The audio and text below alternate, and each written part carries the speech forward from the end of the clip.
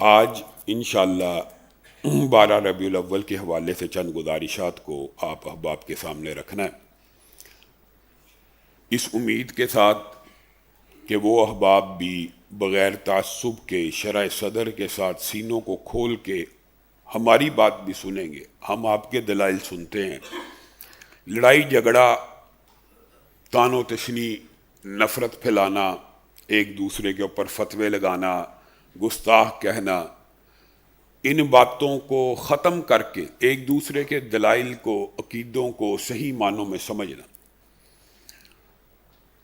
سب سے پہلی بات میں نے اور آپ نے یہ سمجھنی ہے، کیا رسول اللہ صلی اللہ علیہ وسلم دین پورا پہنچا کے گئے ہیں کہ نہیں؟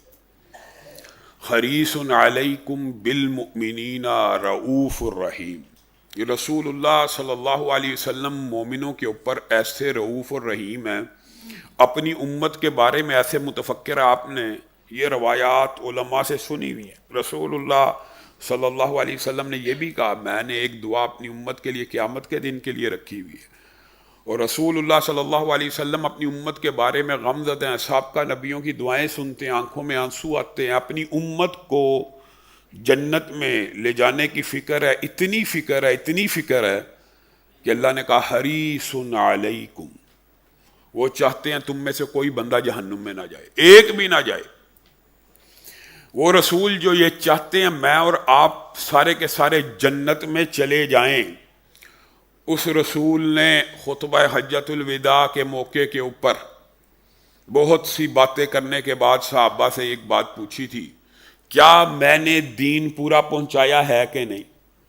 تو صحابہ نے کہا تھا آپ نے پورا پہنچا دیا۔ تو رسول اللہ صلی اللہ علیہ وسلم نے ان کو ہدایت دی اور حکم دیا، یہ جو باتیں میں یہاں پہ کر رہا ہوں تم نے آئندہ آنے والی نسلوں میں جو یہاں پہ حاضر نہیں ہے، غائب ہے، وہاں تک پہنچانی ہے۔ مراد یہ ہے کہ میری پوری امت کو یہ پیغام دے دیا جائے۔ اور قرآن پاک کی آیت بھی نازل ہوگی کہ آج کے دن اتمام دین ہو گیا، دین مکمل ہو گیا۔ اور رسول اللہ صلی اللہ علیہ وسلم نے اس کا گواہ کس کو بنایا؟ صحابہ کو، اور کہا بتاؤ کیا میں نے جو کچھ اللہ کی طرف سے میرے پہ حکم نازل ہوئے ان میں سے کوئی حکم چھپایا تو نہیں؟ اور رسولوں کا یہ کام نہیں ہوتا کہ وہ اللہ کے احکامات کو اور اللہ کی وحیوں کو اور اللہ کی طرف سے نازل ہونے والے کسی بھی لیول اور کسی بھی درجے کے حکم کو چھپا لیں۔ جب رسول کو حکم دے دیا جاتا ہے تو وہ اسی وقت اس کی تبلیغ کے لیے کھڑا ہو جاتا ہے۔ آج ہمارے معاشرے میں یہ عقیدہ تو موجود ہے، اور میں ایک بات بتاتا ہوں، تان و تشنی مقصود نہیں ہے، چاہے دیوبندی ہوں چاہے بریلوی ہوں، ان کا بھی عقیدہ یہ ہے کہ دین پورا ہو چکا ہے، دین مکمل ہو چکا ہے، رسول اللہ دین پورا پہنچا کے گئے ہیں۔ تو پھر آپ نے ان سے یہ سوال کرنا ہے، اگر رسول اللہ صلی اللہ علیہ وسلم سے زیادہ آپ کے علماء، آپ کے مفتیان اور آپ کے مولوی سنسیئر ہیں کیا ہم سے کہ رسول اللہ نے تو ہمیں چہلم کا نہیں بتلایا، لیکن آپ کا مولوی ہمیں بتلاتا ہے کہ نیکی کا یہ کام تھا، بھی رسول اللہ کو تو خبر نہ ہوئی، نہ رسول اللہ امت تک پہنچا کے گئے، لیکن آپ کے اور میرے مولوی کو ہماری زیادہ فکر ہے، وہ ہمیں جنت میں لے جانا چاہتا ہے، اس لیے چلیسواں بھی ایجاد کر لیا، چہلم بھی ایجاد کر لیا، کل بھی ایجاد کر لیے، تیجے بھی ایجاد کر لیے، دسواں بھی ایجاد کر لیا۔ کیا رسول اللہ نے ان میں سے کوئی چیز بتلائی ہے؟ اور اگر رسول اللہ صلی اللہ علیہ وسلم نے نہیں بتلائی تو ایک بات یاد رکھیے، دین کا ایک اصول پچھلے خطبے میں آپ کے سامنے رکھا تھا کہ عمل ہمیشہ وہی اللہ کے ہاں مقبول ہے جس کے اوپر مہر نبوت موجود ہے، سنت رسول ہے۔ عبادت اللہ کی ہوگی، اور کس طریقے پہ ہوگی؟ رسول اللہ صلی اللہ علیہ وسلم کے طریقے کے اوپر ہوگی۔ آپ نے آج یہ بات کے اوپر غور کرنا ہے کہ ہمارے بھائی 12 ربیع الاول کو ایک تہوار مناتے ہیں، پھر وہی بات کہوں گا، تان مقصود نہیں ہے، تشنیع مقصود نہیں ہے۔ آپ ہمارے دلائل سنیے، آپ کیوں مناتے ہیں؟ جی بخاری شریف کے اندر ایک حدیث ہے،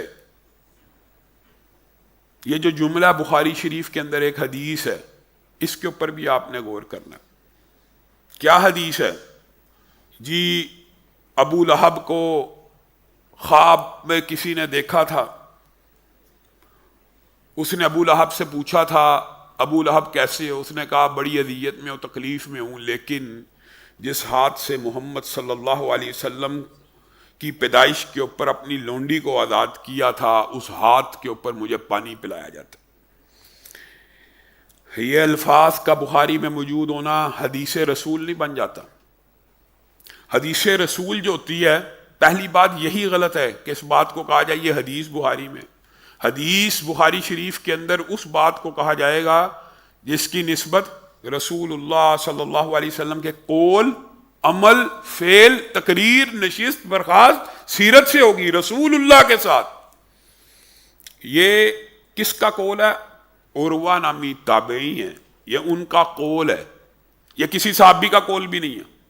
اور انہوں نے ابو لہب کے گھر میں سے، خاندان میں سے کسی شخص سے یہ بات روایت کی، اس شخص کا نام بھی معلوم نہیں ہے۔ عروہ نامی تابعی یہ کہتے ہیں کہ ابو لہب کے گھر میں سے کسی نے، نامعلوم مجہول آدمی ہے، خواب دیکھا۔ کیا غیر نبی کا خواب حجت ہوتا ہے؟ بالفرض دیکھا بھی ہو تو کیا وہ حجت ہے؟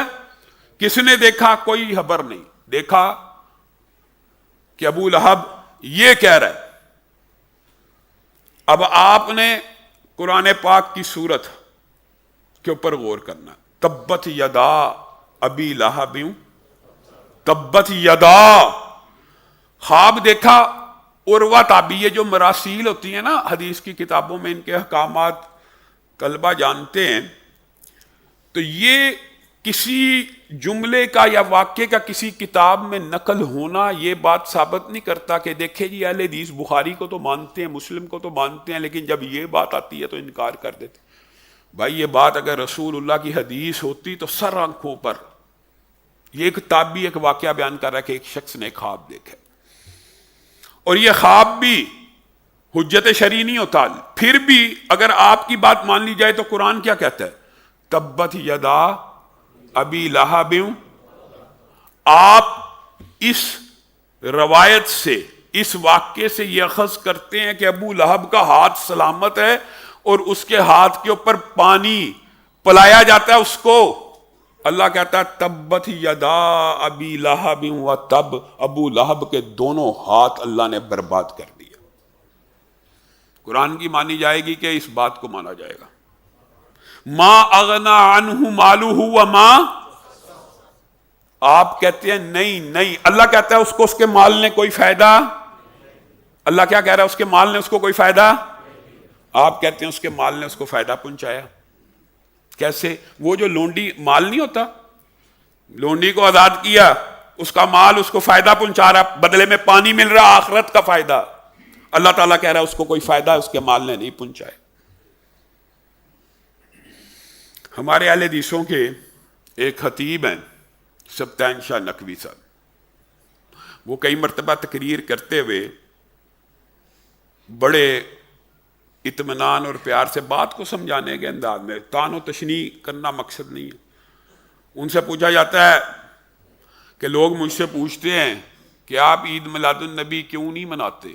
وہ آگے سے کہتے ہیں کہ ابو لہب نے منائی، سبطین شاہ، اور آپ کیوں مناتے ہیں؟ جی ابو لہب نے منائی۔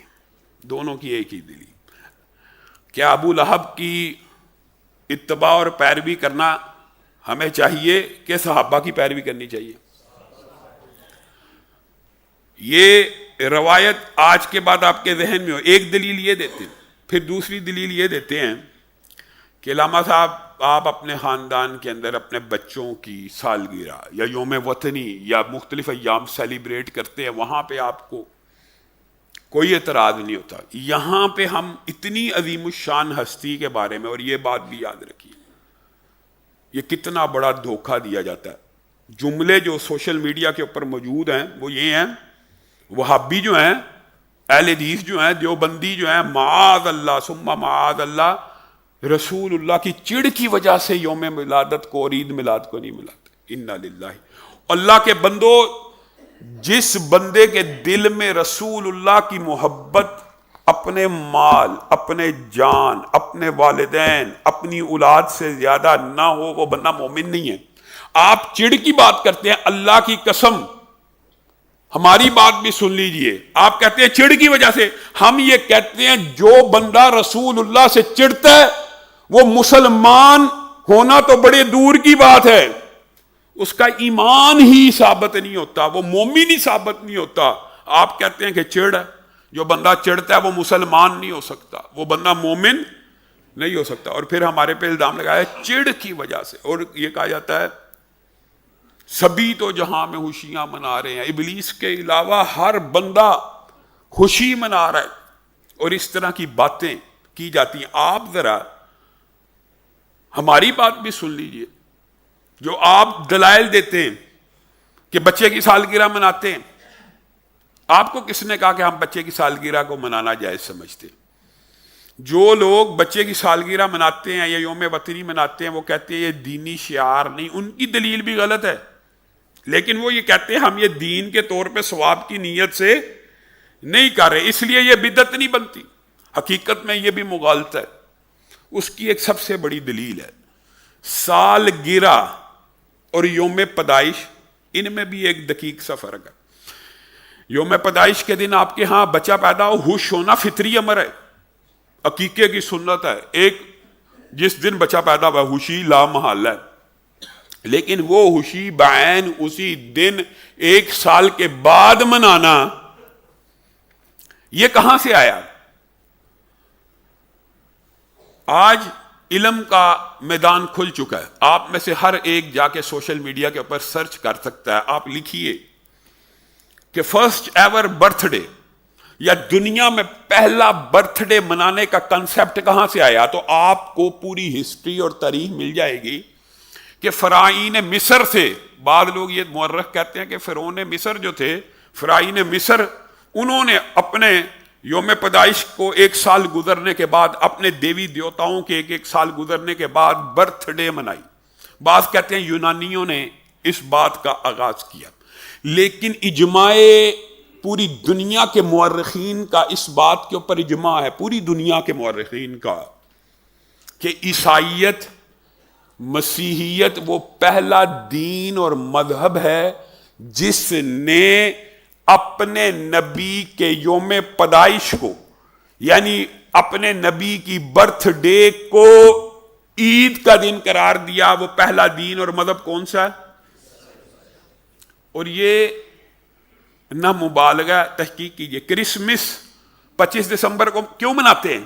کہ حضرت عیسیٰ 25 دسمبر کو پیدا ہوا۔ ان کا یہ نقطہ نظر اگرچہ یہ تاریخ بھی اختلافی ہے، لیکن انہوں نے اپنے نبی کے یوم پیدائش کو ایک سال آنے کے بعد سیلیبریٹ کیا اور اس کو عید کا دن قرار دیا۔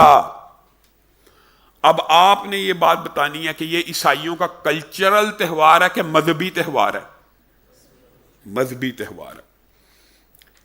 ہمیں یہ کہا جاتا ہے جو کلچر ہوتا ہے وہ دین کا حصہ نہیں ہوتا۔ کلچر، آپ شلوار قمیض پہن لیتے ہیں پاکستان میں رہتے ہوئے، یہاں پہ دھوتی کرتا چلتا، کلچرل باتیں اور ہوتی۔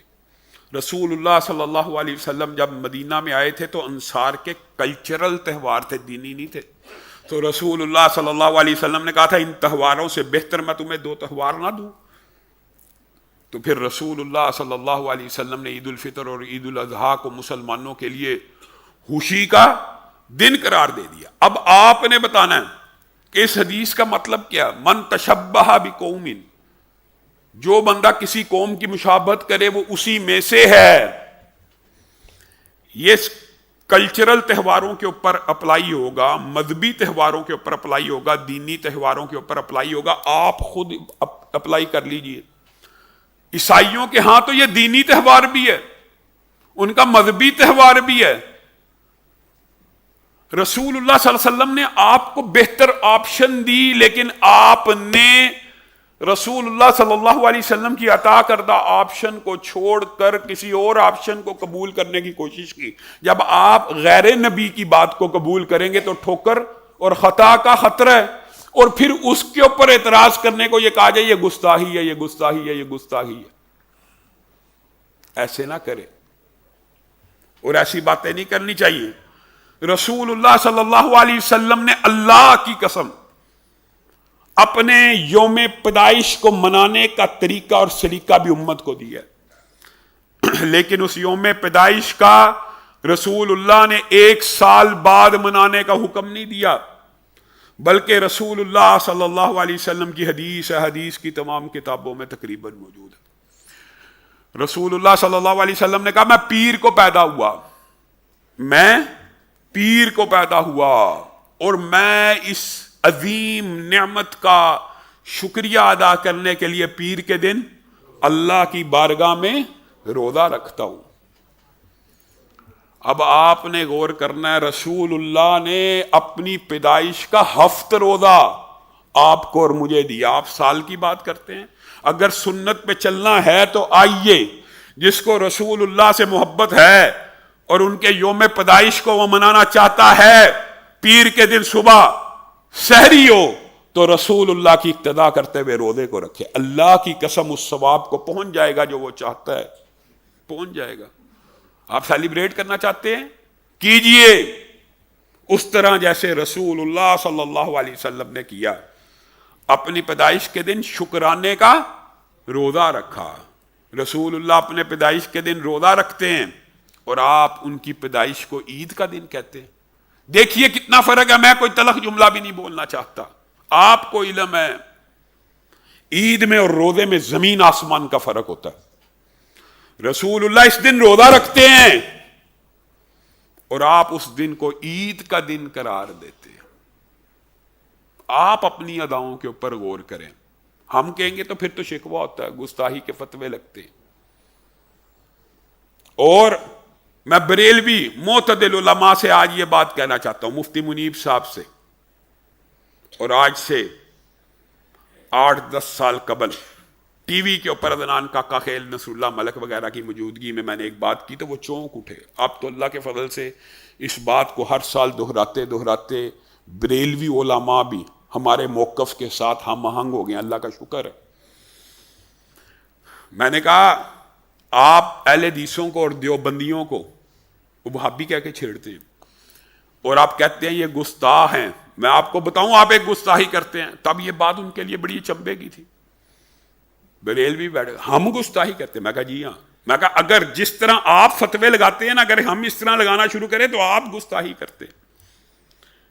کہتے ہیں وہ کیا؟ میں نے کہا نالین پاک کا نقشہ بناتے ہیں۔ جی ہاں، ہمارے سر ماتھے پہ۔ میں کہا ہمارے بھی سر ماتھے پہ، رسول اللہ کے جوتے ہمارے سر ماتھے پہ، لیکن آپ رسول اللہ کے ان جوتوں کے اوپر رسول اللہ کا نام لکھتے ہیں، ان نالین کے نقشوں کے اوپر الصلاۃ والسلام علیہ کا باقاعدہ ایک ڈائیگرام بنا کے بڑا خوبصورت سا لکھا جاتا ہے، رسول اللہ کا نام بھی لکھا جاتا ہے اور یہ بھی لکھا جاتا ہے الصلاۃ والسلام علیہ کا یا رسول۔ کہتا تو مسئلہ کیا ہے؟ میں کہا شاید آپ کو بات سمجھ نہیں آئی۔ کہتا نہیں۔ میں کہا آپ رسول اللہ کی بات چھوڑیے، آپ صحابہ کی بات چھوڑیے، آپ تابعین اور محدثین کی بات چھوڑیے، آج کے آپ بریلوی علماء، آج کے جو زندہ تھے اس وقت، ان میں سے کسی ایک کا جوتا اٹھائیں اور اس کے اوپر اسی عالم دین کا نام لکھ کے دکھا دیں، اور اس کا نقش بنائیں اور اس کے اوپر اسی عالم دین کا نام لکھ کے دکھا دیں، آپ کو آپ کے علماء جوتے نہ ماریں پھر کہنا۔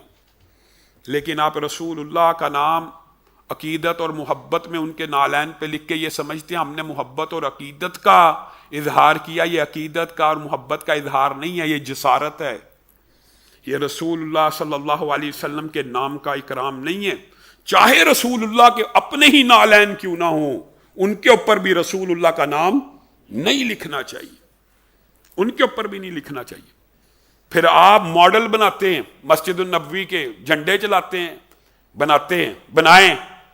اس وقت 12 ربیع الاول ختم ہوتی ہے، آپ سوچ، میں کوئی بات اپنی طرف سے نہیں، ایک بات آج یہ ساری تصویریں سوشل میڈیا کے اوپر موجود ہیں، اللہ معاف فرمائے، نالیوں کے اوپر وہ ماڈل پڑے ہوتے ہیں، حتیٰ کہ ایسی تصویریں موجود ہیں کہ رسول اللہ صلی اللہ علیہ وسلم کے نام کے بینر ہیں اور ان کے اوپر لڑکے دھمال ڈال رہے ہیں، ایسے بینرز موجود ہیں۔ لیکن توہین ہم کرتے ہیں، گستاخی کے مرتکب ہم ہیں۔ آج بھی وہ ویڈیوز نیٹ کے اوپر موجود ہیں، اگرچہ اس بات کو ہم نے شد و مت سے اور اہل حدیث علماء نے اس بات کو پوری قوت اور شدت سے اٹھایا، جس کی وجہ سے یہ خرافات کچھ کم ہوئی۔ لیکن آپ آج بھی نیٹ کے اوپر دیکھ سکتے ہیں، ایک مولوی نے رسول اللہ صلی اللہ علیہ وسلم کی برتھ ڈے کا کیک بنایا اور اس کے اوپر رسول اللہ کا نام لکھا، کیک کے اوپر رسول اللہ کا نام لکھا، اور پھر ہیپی برتھ ڈے کہتے ہوئے رسول اللہ کے نام کے اوپر چھری کو چلا دی۔ اٹھائیے نیٹ، اٹھائیے، اپنی طرف سے بات نہیں کہتا، گستاخ ہم ہیں، اور چھریاں کیکوں کے اوپر نام لکھ کے آپ چلاتے ہیں۔ سہیل کا آپ کے سامنے صلح حدیبیہ کا واقعہ رکھا تھا، یاد ہے نا؟ انہوں نے یہ شرط رکھی، کاٹ دو، محمد رسول اللہ کی بجائے محمد بن عبداللہ لکھ دو۔ رسول اللہ صلی اللہ علیہ وسلم خاموش ہوئے، حضرت علی کو مخاطب ہو کے کہا جو سہیل کہتا ہے کر دو، میرا نام کاٹ دو اور محمد بن عبداللہ لکھ دو۔ حضرت علی جن کے ہاتھ میں قلم ہے زمین پہ رکھ دیا۔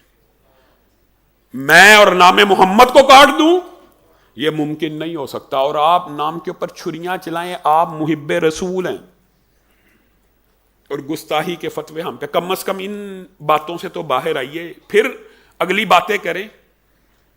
آپ نیٹ کے اوپر، نہ کسی پیر یا گدی نشین کا نام نہیں لینا چاہتا، لیکن نیٹ کے اوپر جائیے، بہت بڑی گدی، لاکھوں کی گدی ہے، اس کا پیر نیٹ کے اوپر بیٹھ کے کہتا ہے او یار بھابیاں نو چھڈو، گالیاں گولیاں دے کے ڈھول بجایا کرو، عید میلاد النبی آئے تو ڈھول بجایا کرو۔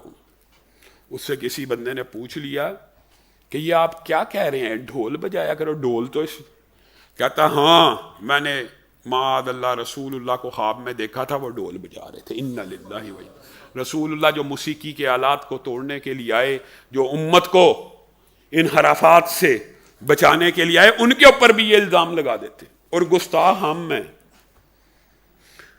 اور ایک نے تو انتہا کر دی، کہتا یہ وہابی دیوبندی ان کے مولوی قرآن پڑھ پڑھ کے بڑا لہک لہک کے گا رہا ہے، پڑھ کے لوگوں کو جہنم کی طرف لے کے جا رہے ہیں، اور ہمارے بابے غزلیں گا کے موسیقی کے آلات کے اوپر پڑھ کے لوگوں کو جنت کی طرف لے کے جا رہے ہیں۔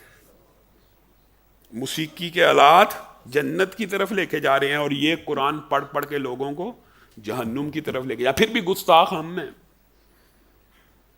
آپ اپنی اداؤں پہ غور کریں، آپ نے اس معاشرے میں کیا کیا کچھ ہوتے نہیں دیکھا۔ اہل حدیث علماء نے آواز اٹھائی اللہ کے لیے یہ کام نہ کیا کرو، ویسے کرو جیسے رسول۔ پیر کا روزہ رکھنے میں مسئلہ کیا ہے؟ جس کے اوپر اجماع امت ہے، پیر کا روزہ رکھا کرو، ہر پیر کو سیلیبریٹ کرو۔ پھر آپ کے ہاں بھی اختلاف ہے۔ امام احمد رضا ہاں بریلوی، جو بریلویوں کے سب سے بڑے عصر حاضر کے امام ہیں، انہوں نے رسول اللہ کی یوم پیدائش 8 لکھی، پیران پیر عبد القادر جیلانی نے 10 لکھی، اہل حدیث کابر علماء نے 9 اور 12 لکھی، اور آپ کے جید علماء نے 12 کو وفات لکھا۔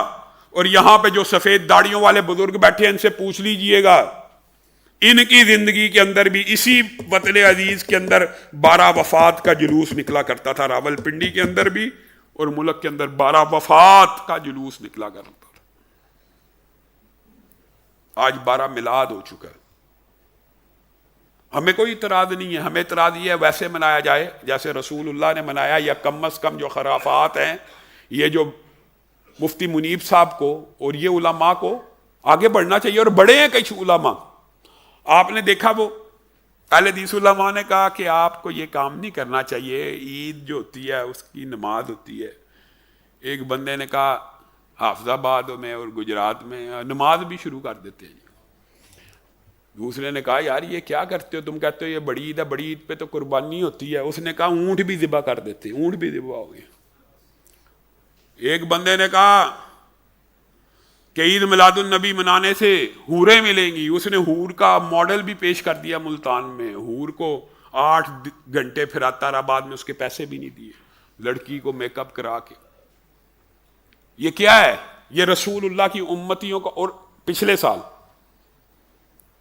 سال تو ایک عجیب مذہب کا حیف، واقعہ پیش ہے، ہنسی بھی آتی ہے اور عقل کے اوپر پردہ، اللہ تعالیٰ ہم سب کو ہدایت دے. تانا مقصود نہیں ہے، آپ نے اصلاح کرنی ہے ان لوگوں کی.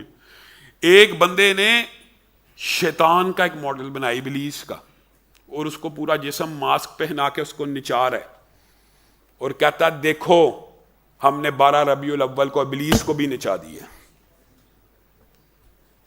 یہ کیسی عقل ہے، یہ کیسی فکر ہے؟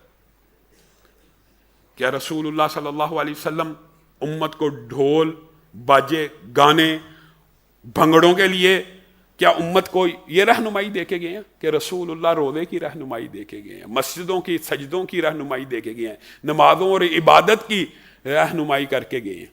میں اور آپ کہاں جا رہے ہیں؟ اور پھر وفات کے دن ایک عجیب کنسپٹ ہے کہ حضرت حسین کی وفات کے اوپر ماتم ہے، حضرت علی کی وفات پہ ماتم ہے، چہلم بھی مناتے ہیں، اور نانا کی وفات کے اوپر جشن مناتے ہیں. بھائی آپ ایک چیز اختیار کریں، آپ نے وفات کے اوپر غم منانا ہے یا خوشی منانی ہے، کوئی ایک چیز کے اوپر اتفاق کر لیں. رسول اللہ کی زندگی میں یہ دن کتنے سال آیا، کبھی منایا ہو؟ ابو بکر کی زندگی میں، عمر کی زندگی میں، عثمان کی، علی کی. 100 سال صحابہ دنیا کی پشت پہ رہے، کسی ایک نے منایا ہو؟ 100 سال تابعین رہے، کسی ایک نے منایا ہو؟ 100 سال محدثین رہے، کسی ایک نے منایا ہو؟ اس کا مطلب ہے کہ یہ بعد میں ایجاد کردہ ایک چیز ہے، اور جس کی اصل کسی دوسرے مذہب میں موجود ہے. آپ کو غور و فکر کرنے کی ضرورت ہے.